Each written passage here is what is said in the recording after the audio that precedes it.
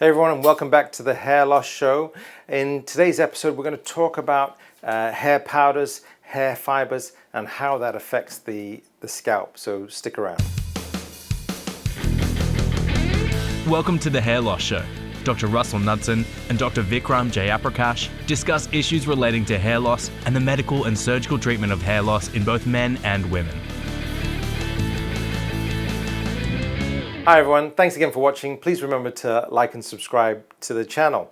Today's episode is based on a question that we've got on the channel, specifically relating to hair powders and hair fibers.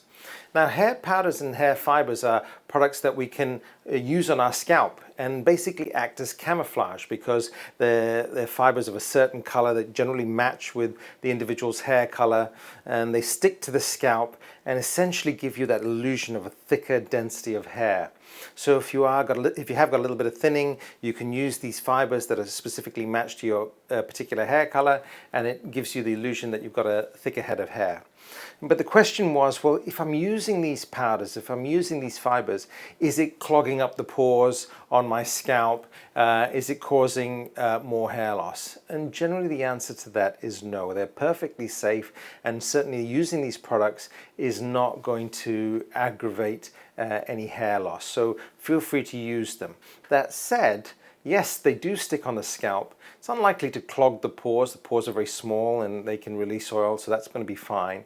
But you do want to be able to wash it off at the end of the day, keep the scalp clean. I think that's generally a good rule if you are using powders or you're not using powders. It's important to shampoo your hair, keep the surface of the scalp clean. That gives the skin the chance to secrete those oils, coat those hairs, give it that bit of extra shine. So the use of powders and fibers, really good adjunct to giving that illusion of greater density, and is certainly not going to cause you a problem in terms of hair loss. I hope you found that useful. Thanks again for watching, and we'll see you on the next episode. Take care.